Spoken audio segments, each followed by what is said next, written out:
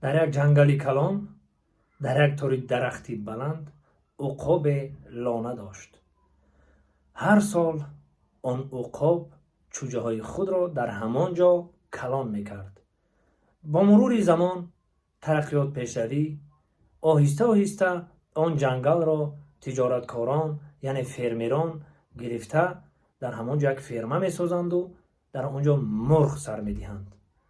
روزی از روزها آن عقاب در آنجا تخم که داشت شمال می شود، طوفان می شود. یک تخم عقاب می افتد به زمین. بعد از یک دو روز چوجه از تخم بیرون می براید. می بیند که اطرافش پوری مرغ و با همراهی چوجه های مرغ کلان می شود.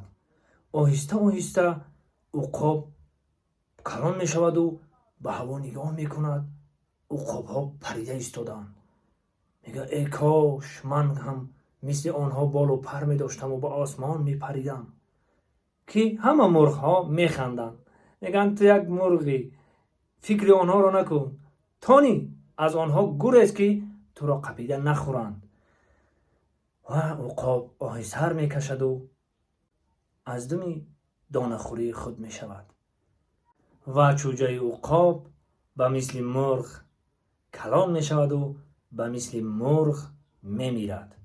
برادرای عزیز، هر یکی ما و شما می توانیم که به مثل عقاب باشیم و مرغ های اطرافمون را گوش نکنیم.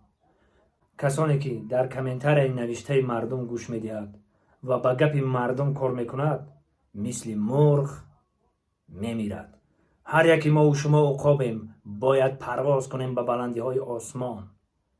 التماس این گپ داخل داره انمون مرغای کامنتر نوشته. ایما خفه نشین، شما به جایی که دستگیری کنین ما را بالا بردارین، نبرات ما را پایان فرووردستین.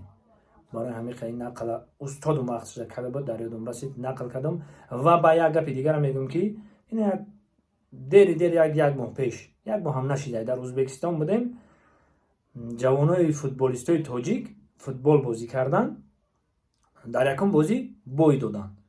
خانم سعدی که همراه گروه ما، گروه عربشو، سعدی گفت به یارو ما چیکار میکنم. رفت در اتوبوس شوند در اومد. شش گفت بچه‌ها شما میتونین ها بچه ایو شما یکم مقصد شوخ دوم زیادی ندارن. ای شما دو بیزه بازی کردین، چوب شما بازی نکردین. من حیرانم.